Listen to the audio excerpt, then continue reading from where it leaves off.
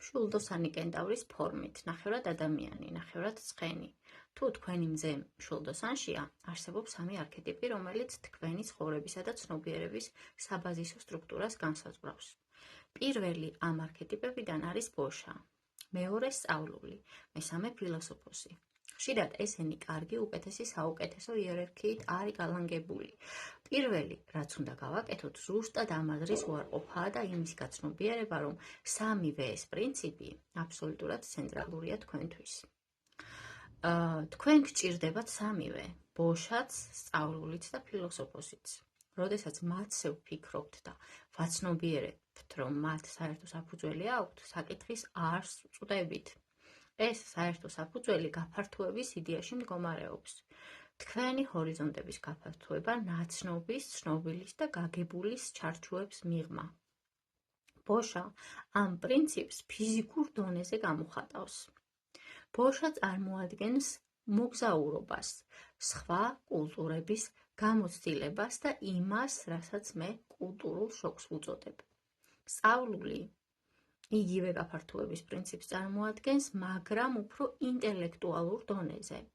როდესაც გონება ან ინტელექტი ცდილობს საგნების ბუნებას ჩაწვდეს. და ბოლოს ფილოსოფოსი, თუმცა ეს არ აგერიოთ უნივერსიტეტის ფილოსოფიის კათედრაში, რაც უფრო სწავლულს უკავშირდება.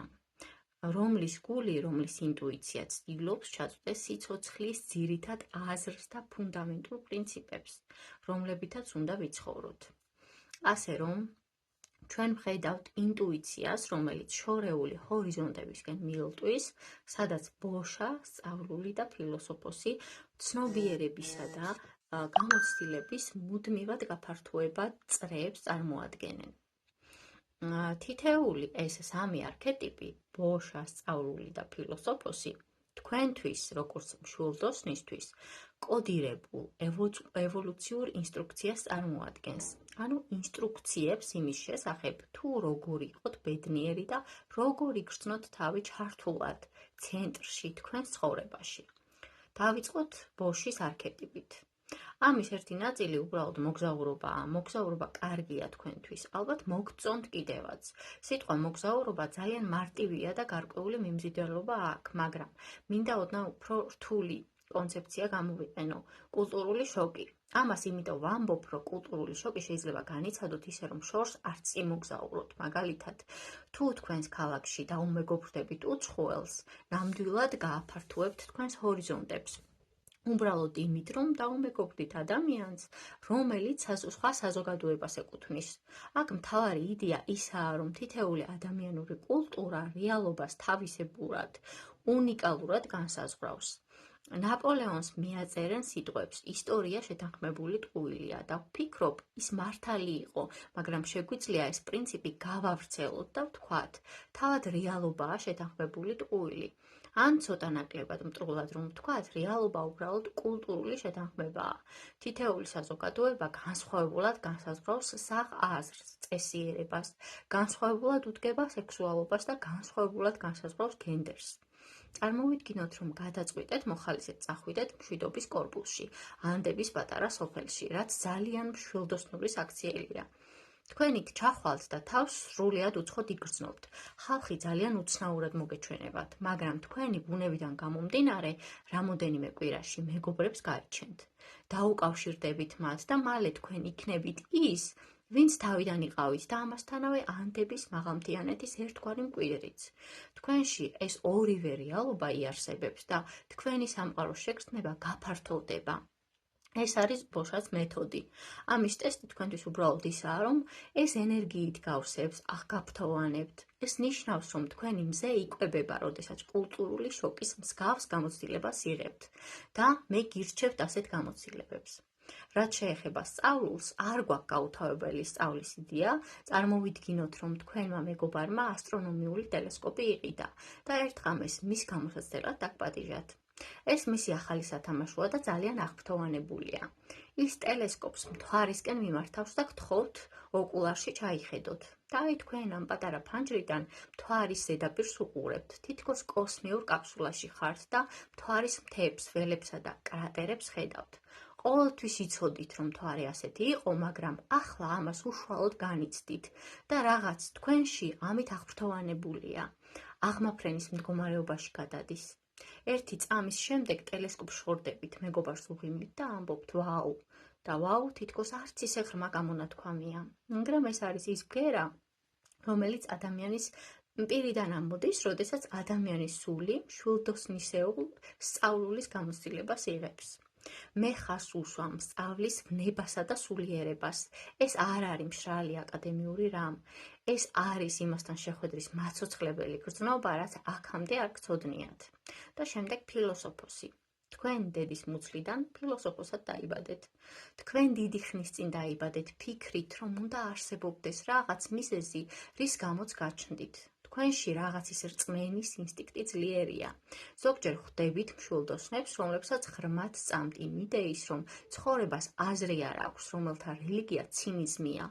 მე ამას არ გირჩევთ და არც მშვილდოსნის არსად არ მივიჩნევ, მაგრამ როდესაც ფილოსოფოს მშვილდოსანზე ვფიქრობთ, ეს არაფერს ამბობს კონკრეტულ ფილოსოფიაზე, რომელსაც მშვილდოსანი იზიარებს, მხოლოდ იმას, რომ ამისკენ სწრაფვის ინსტინქტი არსებობს. ამაში საშიშროებაც არის. მშვილდოსნის ჩრდილოვანი მხარე. თქვენ შეიძლება იმდენად გსურდეს სამყაროს გაგება და მართალი იყოთ, რომ საკუთარ მოსაზრებებს მიეჯაჭვოთ და სწორედ აქ მყარდება ერთგვარი სიმბიოზური კავშირი ფილოსოფოსა და დანარჩენ ორს, ბოშასა და სწავლულს შორის. ისინი ფილოსოფოს პატიოსნად ამყოფებენ, მუდმივად ამარაგებენ მას ახალი გამოცდილებებით, ახალი იდეებით და ახალი აზრებით, რაც მშვილდოსნის ცნობიერებაში ნებისმიერი სახის ფუნდამენტალიზმის დამკვიდრებას უშლის ხელს. ასე რომ, თქვენ ნამდვილად გჭირდებათ სამივე.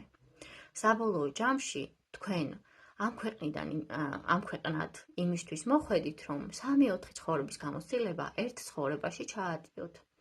წარმომიდგენია, რომ ღმერთმა ეს გითხრათ კოსმიური ტრამპლინის ბოლოს და თქვენ კითხეთ, ეს ნიშნავს, რომ 200 წელი ვიცოცხლებ და წარმომიდგენია ღმერთმა გიპასუხათ არა. ასე რომ ამ ისტორიის მორალი ისაა, რომ დასაკარგი დრო არ გაქვთ. თუ ამდენი გამოცდილების ერთ ცხოვრებაში შეტევას აპირებთ, ნამდვილად მოგიწევთ ხაზი გადაუშვათ ნებისმიერი სახის შეწყვილისგან თავისუფლებას. ეს თქვენი ბუნებისთვის ფუნდამენტურია. თქვენ აფასებთ თქვენს თავისუფლებას, თქვენს დამოუკიდებლობას და ეს აბსოლუტურად აუცილებელი და შესანიშნავი რამაა, თუ გინდათ საკუთარი თავის ერთგული იყოთ. მაგრამ როგორც სიმღერაშია, თავისუფლება უბრალოდ სხვა სიტყვაა იმის აღსანიშნავად, რომ დასაკარგი არაფერი გაქვს.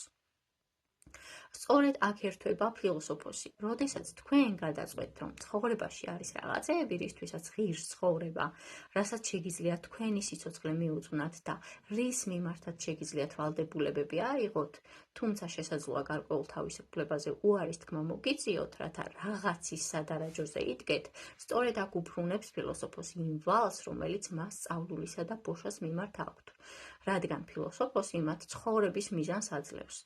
სხვაგვარად ისინი მხოლოდ მშვილდოსნის სიმბოლოს ცხენის ნაწილები არიან, უბრალოდ აღმაფრენა და ჟინი.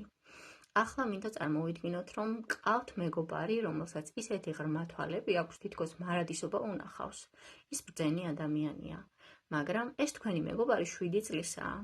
ამის თქმისას ალბათ გეღიმებათ.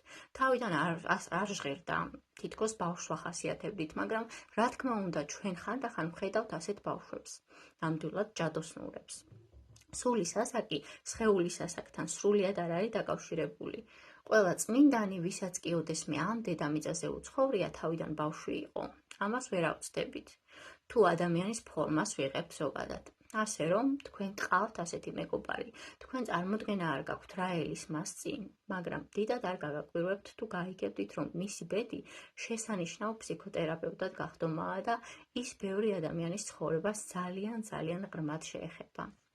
ჩვენ ეს არ ვიცით, მაგრამ ადვილი დასაჯერებელი იქნებოდა იმის მიხედვით, თუ ვინ არის ის 7 წლის ასაკში. თუმცა, სანამ ფსიქოთერაპევტი გახდება, მას განათლება სჭირდება. ამაში მე ძალიან მცირე ნაწილად ვგულისხმობ უნივერსიტეტში სწავლას და ფსიქოლოგიის დიპლომის აღებას. და ლომის წილი იმისა, რასაც გულისხმობ, არის ის, რომ მან უბრალოდ უნდა იცხოვროს. მას გულს გაუტეხენ, რა თქმა უნდა, განაყვალას არ გვემართება ეს, და ის დაინახავს, როგორ უშუშდება გული და ამის შემდეგ შეძლებს სხვებსაც დაეხმაროს გულის მოშუშებაში, რაც მას ბევრად უკეთეს ფსიქოთერაპევტად აქცევს. ადამიანები მასთან ურთიერთობებში დაბნეულები მივლენ, ის 7 წლისაა, ჯერ ბევრი არაფერი იცის ამის შესახებ. ისინი კარიერასთან დაკავშირებული დაბნეულობით მივლენ და მან ამის შესახებაც არაფერი იცის. მას არაფერი სჭირს ისეთი, რასაც ცხოვრება ვერ გამოასწორებს. ხანდახან ეს პატარა მეგობარი ხედავს, რომ ვუღიმით და თითქოს შინაგანად ვიცით, რომ ის ბავშვია და ერთგვარად უმანკოა და წარმოდგენა არ აქვს რა ელის წინ. მას ცხოვრება მუხლებზე დააჩოქებს, რადგან ცხოვრება რთული, თავმდაბლობის მასწავლებელი და ექსტრემალურია, მაგრამ ჩვენ ისიც ვიცით, რომ ის კარგად იქნება და ჩვენი ღიმილი სწორედ ამას ეფუძნება. მაგრამ ის გვეკითხება, რატომ მიღიმე ასე და ჩვენ პასუხის გაცემაც კი არ შეგვიძლია. ის ძალიან პატარაა, რომ პასუხი გაიგოს. მისი სიკეთე გამოცდილების ქურაში სიბრძნედ უნდა გამოიწრთოს. დამოკიდებულება, რომელიც ახლა შევეცადეთ თქვენში ამ წარმოსახვითი ბავშვის მიმართ გამეღვიძებინა, არის ის დამოკიდებულება, რომელიც თქვენს ფარველ ანგელოზებს ჰქონდათ თქვენდამი თქვენს დაბადებამდე, ერთი დღით ადრე. თქვენ არაფერი გჭირდათ ისეთი, რასაც ცოტაოდენი ცხოვრება ვერ გამოასწორებდა, რასაც ცოტაოდენი გამოცდილება ვერ გამოასწორებდა, რასაც ცხოვრების საიდუმლოებასა და სირთულეში თავით გადაშვება ვერ გამოასწორებდა.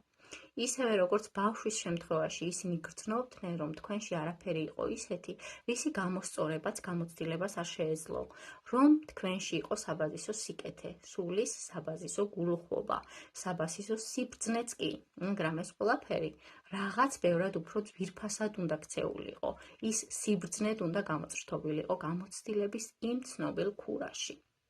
ამის ერთ-ერთი გზაა სამყაროში რწმენითა და გამძლეობით გასვლა და ბევრი საინტერესო შეცდომის დაშვება. ახლა ერთი წუთით შეიძლება მოგეჩვენოთ, რომ დაგცინით, მაგრამ ეს სულაც არ არის ჩემი განზრახვა. თქვენ შექმნილი ხართ იმისთვის, რომ ცხოვრებაში შეცდომები დაუშვათ და შეცდომები შეიძლება გამოცდილების მიღების ძალიან მდიდარი გზა იყოს. ნებისმიერ სულელს შეუძლია უსაფრთხოდ ყოფნა, ნებისმიერ სულელს შეუძლია უბრალოდ წესების დაცვა, მაგრამ თქვენ გარეთ გახვალთ, საზღვრებს გადაკვეთ და ზოგჯერ სახიფათოდ მოიქცევით. აღმოაჩენთ, რომ თქვენ ცხოვრებაში სიმდიდრე შემოვა. მე არ ვამბობ ხიდებიდან გადახდით მეთქი და არც იმას, რომ სხვები დააზიანოთ, მაგრამ ვამბობ, რომ თქვენი ცხოვრების გზა გულისხმობს ისეთ რისკზე წასვლას, რაზეც სხვები არ წავიდოდნენ და ზოგჯერ ეს რისკი მოულოდნელ წარმატებამდე მიგიყვანთ, როგორც მაგალითად მშვიდობის კორპუსში გაწევრიანება და ანდების იმ სოფელში წასვლა. ბევრი იფიქრებდა, არა, ეს სიგიჟია, ამას არ გავაკეთებ და ამაში რისკებიც არის, მაგრამ თქვენ უნდა გააგრძელოთ. რა თქმა უნდა, პირდაპირ მნიშვნელობით არ გულისხმობ, მაგრამ თქვენ უნდა ჩაერთოთ ისეთ გამოცდილებებში, რომლებიც გკვებავთ. ზოგიერთი მათგანი შეცდომა აღმოჩნდება, მაგრამ თქვენ მოგეცათ ერთგვარი უნარი, რომ ფეხზე დადგეთ. ფილოსოფოსი თქვენში რწმენას ნერგავს, რათა შეცდომებს გადაურჩეთ ისეთ დაბნეულობას, რომელსაც სხვები ვერ გაუძლებდნენ. მათი სული გატყდებოდა. ასე რომ, ეს მეთოდი გაძლევთ საშუალებას, ისევე სწრაფად იმოძრაოთ ცხოვრებაში, როგორც ის კენტავრი, მაგრამ მაინც შეინარჩუნოთ ადამიანის ინტელექტი, ადამიანის თავი და ცხენის აღმაფრენით სავსე სხეული. ეს არის თქვენი გზა.